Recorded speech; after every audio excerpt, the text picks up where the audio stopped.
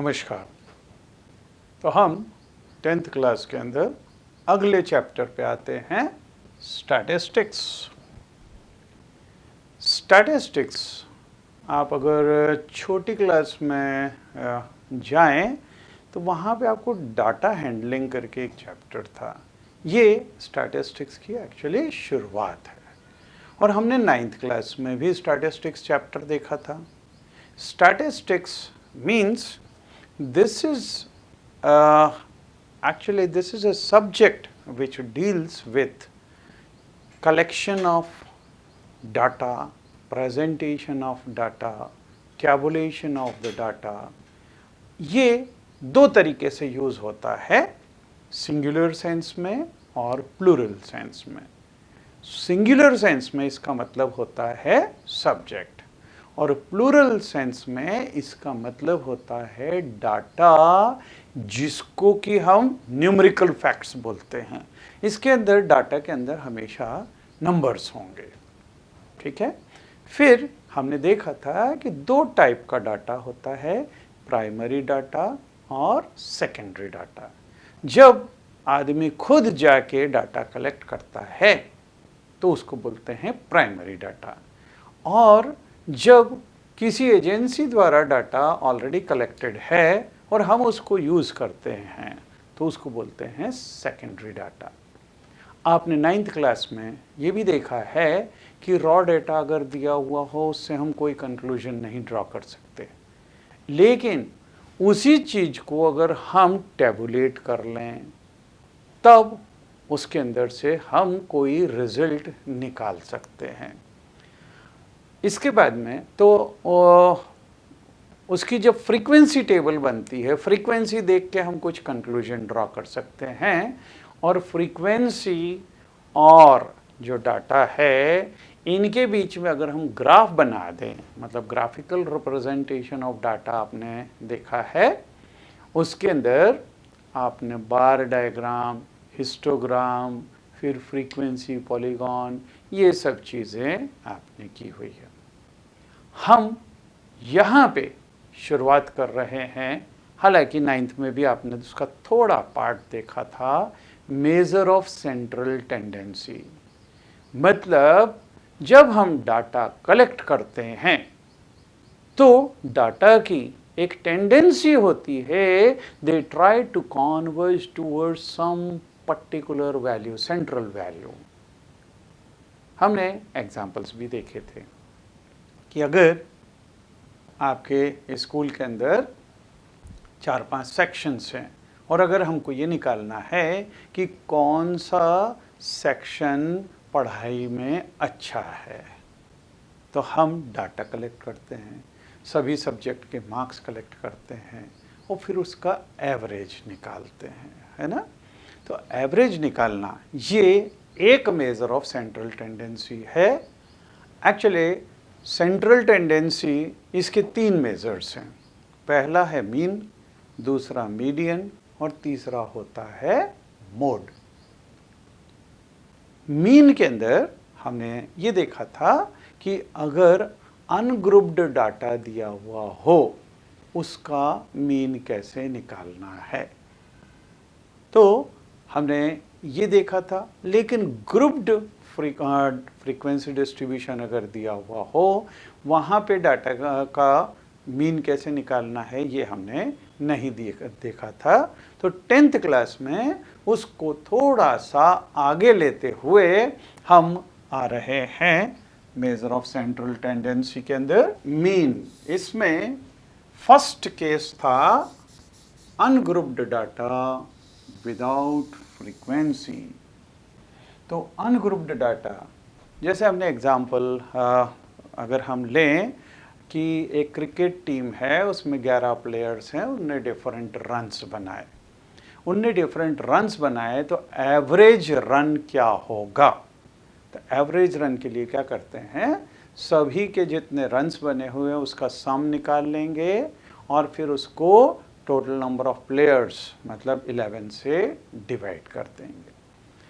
इसी चीज़ को अगर हम जनरलाइज करें कि हमारे पास में अगर x1 x2, x3 and so on xn, ये हमारे पास में अनग्रुप्ड डाटा है।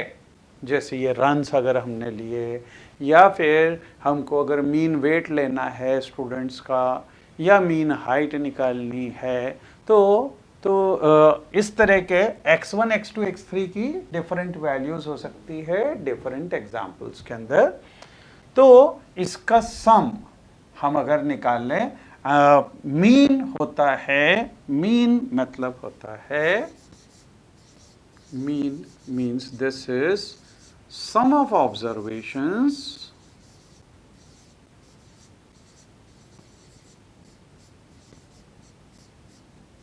upon number of observations, number of observations।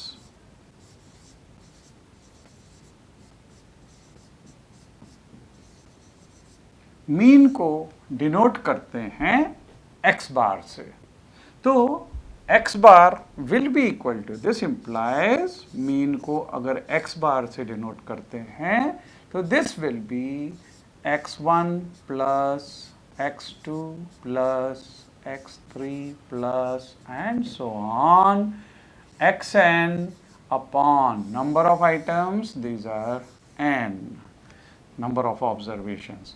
इसी चीज को हम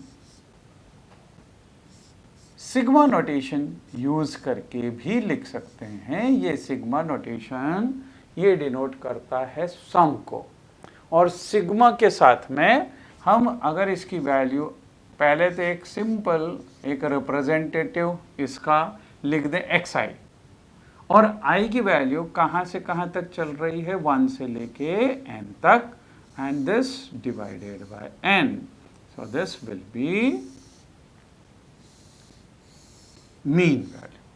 तो अगर आपकी क्लास में अगर एक यूनिट टेस्ट लिया 10 नंबर का, अब 10 नंबर का टेस्ट लिया, सबके मार्क्स आए और उनका सबका सम कर दो और उसको total number of students in class उससे डिवाइड करते हैं। ठीक है, तो ये हमारा फर्स्ट केस आएगा अनग्रुप्ड डाटा विदाउट फ्रीक्वेंसी। ठीक है, दूसरा केस यहां पे होता है ungrouped data with frequency. With frequency मतलब अब देखिए, अगर आपकी क्लास में नंबर ऑफ स्टूडेंट्स कम हो तो ये मेथड चल सकती है, लेकिन अगर आपकी क्लास में सपोज 50 स्टूडेंट्स हो, अब यूनिट टेस्ट लिया, अब यूनिट टेस्ट लिया तो उसके अंदर हम ये निकाल सकते हैं कि 0 मार्क कितने बच्चों को आया, 1 नंबर कितने बच्चों को आया, 2 नंबर कितने के आए, 3 marks, how many students got। So these are the values of xi, means 0, 1, 2, 3, 4, and the number of students who are getting these marks कि 0 नंबर, अगर 3 बच्चों को 0 मार्क्स आए तो ये उसकी फ्रीक्वेंसी हो गई। फिर 1 मार्क अगर सपोज 2 बच्चों को आए तो ये 1 मार्क की फ्रीक्वेंसी हो गई 2।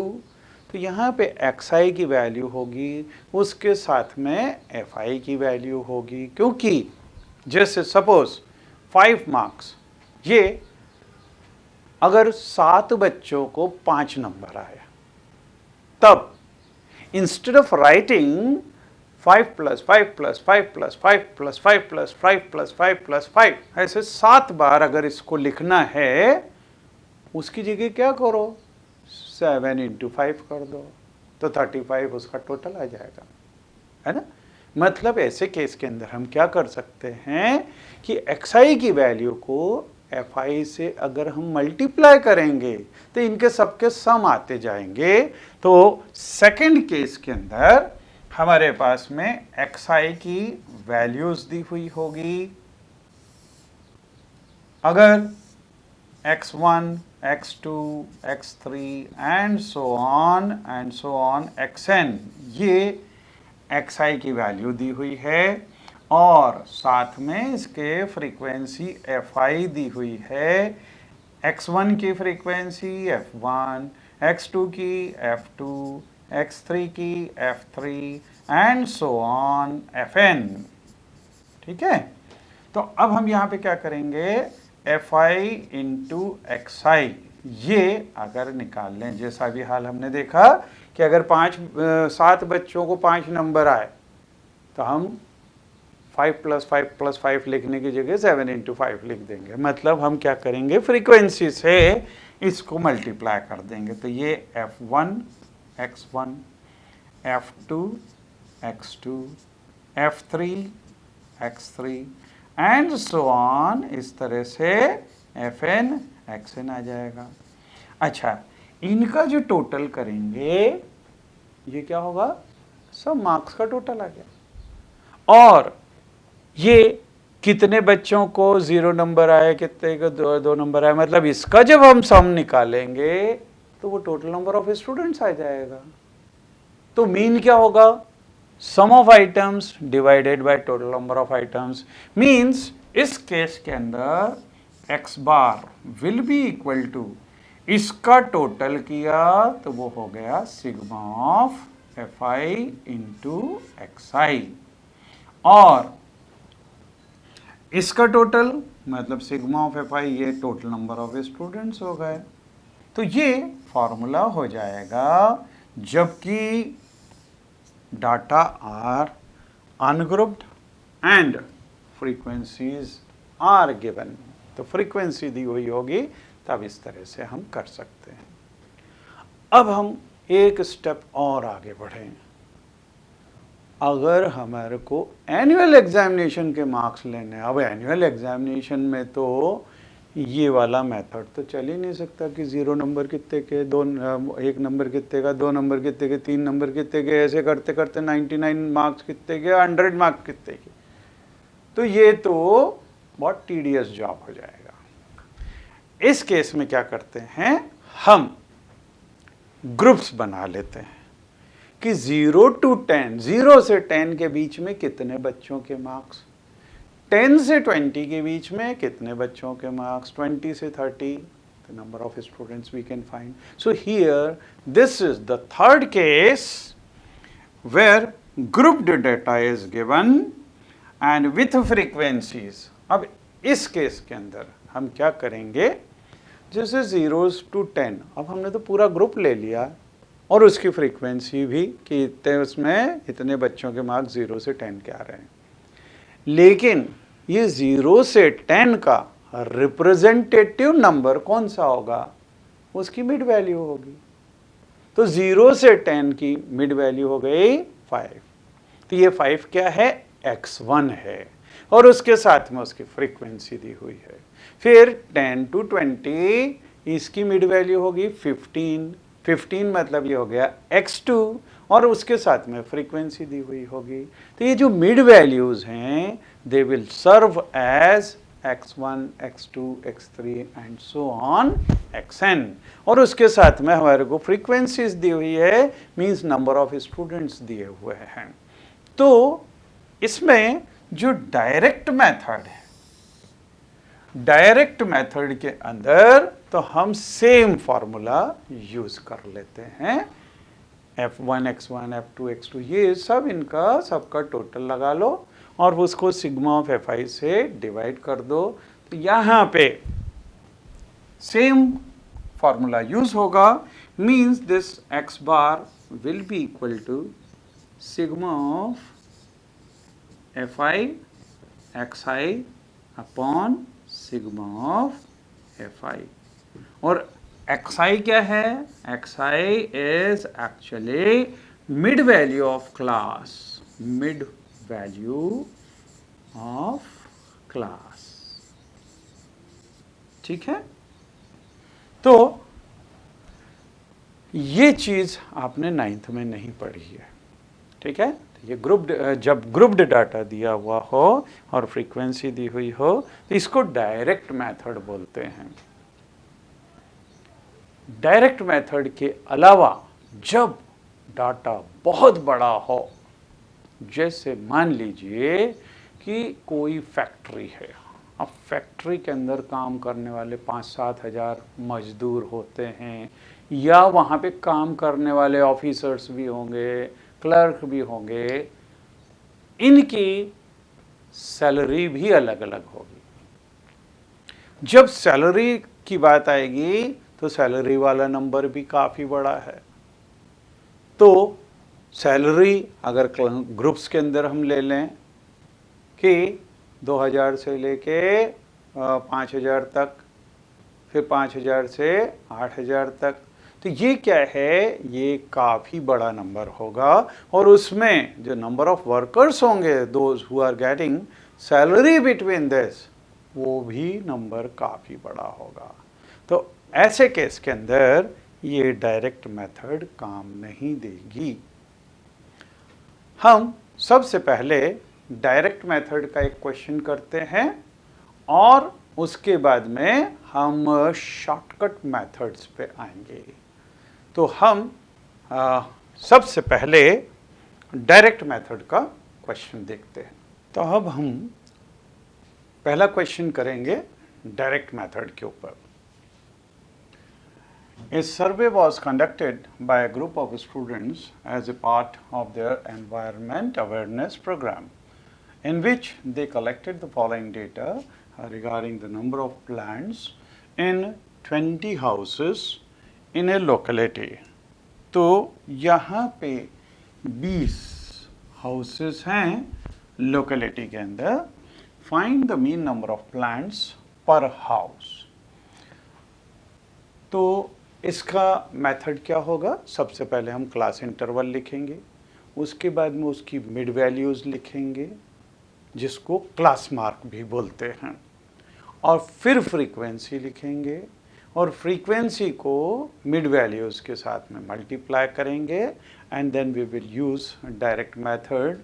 फार्मूला होगा उसका x bar is equal to sigma of F I X I upon sigma of F I. तो यहाँ पे सबसे पहले हम बनाएंगे क्लास।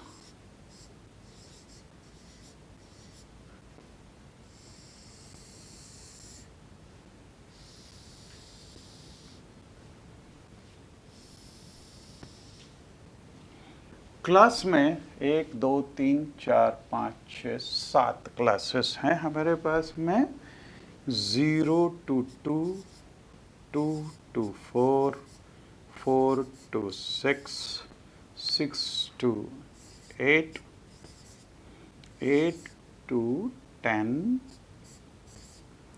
10 to 12 और 12 to 14। ठीक है, ये क्लासेस बनाई हमने।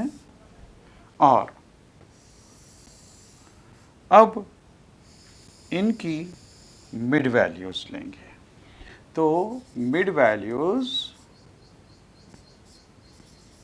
इसको अगर xi से डिनोट करें तो मिड वैल्यू 0 और 2, इसके बीच की मिड वैल्यू 1, फिर इसके बीच की 3, then 5, then 7, then 9, 11 and 13। ये हो गई मिड वैल्यूज़। फिर इसकी फ्रीक्वेंसीज़ लिखेंगे। तो फ्रीक्वेंसीज़ अगर इसको डिनोट करें fi से, fi, राइट, तो ये दिया 1 2 1 5, 1 2 1 5, 6 to 3, 6 2 and then 3। ठीक है, और इसकी फ्रीक्वेंसी अगर हम देखें तो वो 20 के बराबर आना चाहिए। तो ये देखें 3 4 9 9 and 6 15 15 and this is 20। तो सिग्मा ऑफ एफ आई ये है 20। फिर इसके बाद में अगली वो होती है, अगला कॉलम होता है F I into x I. So this is fi into xi।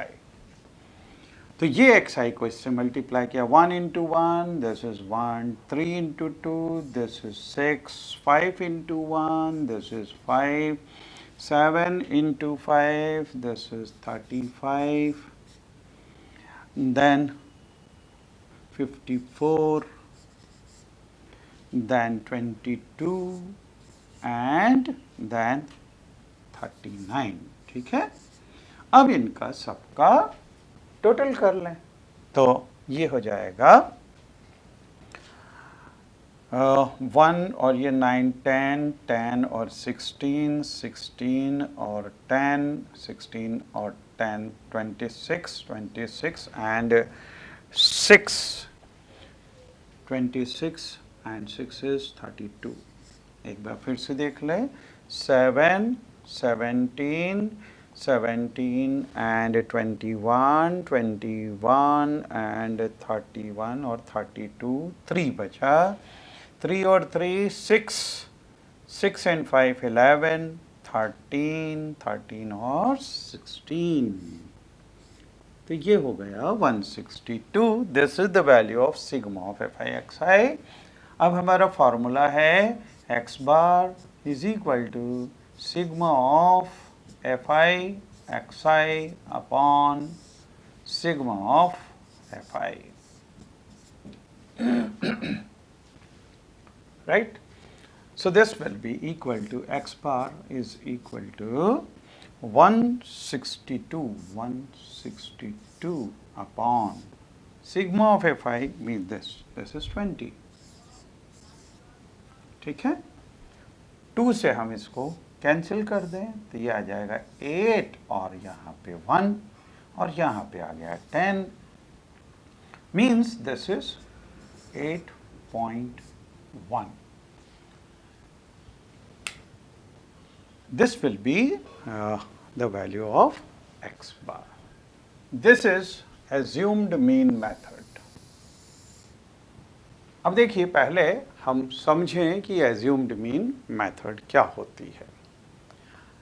जैसा कि मैंने बतलाया, अगर डाटा बहुत बड़ा हो, नंबर्स बहुत बड़े बड़े हों, तो वहाँ पे डायरेक्ट मेथड उसमें कैलकुलेशंस बहुत बड़े हो जाएंगे और थोड़ी सी दिक्कत आती है। तो उस केस के अंदर हम ये शॉर्टकट मेथड में एज्यूम्ड मीन मेथड लगाएंगे।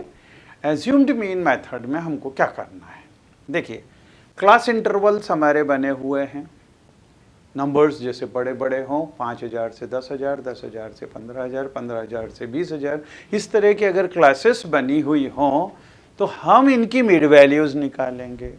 मिड वैल्यूज़ वो x1, x2, x3 सपोज ये मिड वैल्यूज़ है। अब हम क्या करेंगे, ये बहुत बड़ी बड़ी वैल्यूज़ हैं, तो इसमें से अप्रॉक्सीमेटली बीच में से कोई एज्यूम्ड मीन सपोज करेंगे। क्यों, जैसे अगर हम 0 से 10,000, 10,000 से 20,000, 20,000 से 30,000 इस तरह के वो आए और उसमें से बड़ा वाला नंबर कोई सा भी उसको अगर एज्यूम्ड मीन मान लें, इस एज्यूम्ड मीन को हम a से डिनोट करेंगे और जितने भी वैल्यूज़ हैं उनको एज्यूम्ड मीन से डिफरेंसेस निकालें, उसको बोलते हैं डेविएशन, कि एज्यूम्ड मीन से डेविएशंस कितना आ रहा है। ये डेविएशंस निकाल के और फिर फ्रीक्वेंसी को उससे मल्टीप्लाई करें। तो देखिए स्टेप बाय स्टेप अगर हम देखें, for each class interval calculate the class mark. Class mark xi, class mark मतलब वही मिड वैल्यू। मिड वैल्यू कैसे निकालते हैं, upper limit plus lower limit divided by 2, this is mid value. इसको अगर हम xi से डिनोट करें, xi मतलब x1, x2, x3 and so on. ठीक है, अब choose a suitable value of xi, suitable value of xi in the middle age assumed mean. तो बीच वाली कोई सी भी वैल्यू, अच्छा ये थोड़ी ऊपर नीचे हो सकती है, उससे आंसर में कोई फर्क नहीं पड़ेगा। ठीक है, आप एग्जैक्ट बीच वाले लेने की जगह उसके ऊपर वाली वैल्यू या उसके नीचे वाली वैल्यू लोगे तो भी आंसर में कोई फर्क नहीं पड़ेगा। तो एज्यूम्ड मीन हमने मान लिया। Then calculate the deviations. D is equal to x i minus a, मतलब x1 माइनस ए निकालेंगे, x2 माइनस ए निकालेंगे, x3 माइनस ए निकालेंगे। अब देखिए ये मिडिल वैल्यू थी वो अपर वैल्यू से बड़ी होगी, तो जब xi माइनस ए निकालेंगे, x1 माइनस ए निकालेंगे, नेगेटिव आएगी, तो ऊपर की वैल्यूज नेगेटिव आएंगी डेविएशंस की और नीचे वाली पॉजिटिव आएंगी। तो यहाँ से for each i we will calculate this. Then calculate the product. जैसा हमने पहले क्या किया था, x1, x2, x3 को सीधे फ्रीक्वेंसी से मल्टीप्लाई कर दिया था, f1, x1, f2, x2 ये किया था। अब हमारे पास में है डेविएशंस। डेविएशंस d1 ये है x1 माइनस ए, d2 है x2 minus a, d3 is x3 minus a. तो ये d1, d2, d3 ये हमारे पास में है, इसको फ्रीक्वेंसी से मल्टीप्लाई करो, मतलब f1 d1 निकालेंगे, f2 d2 निकालेंगे, f3 d3 निकालेंगे, ये सब fi इंटू di हम निकालेंगे। तो calculate the product of each for each i fi di निकाल लिया।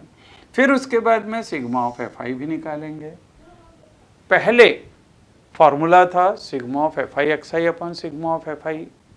अब यहाँ पे sigma of fi di upon sigma of fi आना चाहिए, लेकिन हमने एज्यूम्ड मीन को सब्ट्रैक्ट किया है हर वैल्यू से, तो फाइनली हमको एज्यूम्ड मीन को ऐड करना पड़ेगा, ये जो fi di है इसके साथ में। तो calculate the mean by choosing the formula. जैसा कि मैंने बोला कि fi di upon sigma of fi ये मीन है, लेकिन हमने a को सब्ट्रैक्ट किया था सब वैल्यूज में से, तो फाइनल रिजल्ट में हमको a ऐड करना पड़ेगा। तो इसको a को ऐड करेंगे तब हमारे पास में ये फॉर्मूला आ गया। तो ये फॉर्मूले से हम कैलकुलेशंस कर सकते हैं, ठीक है। और अभी हम एग्जाम्पल लेंगे तो उसके अंदर ये चीज़ बिल्कुल क्लियर हो जाएगी आपकी। अच्छा, अब बात ये आती है कि ये फॉर्मूला आया कैसे।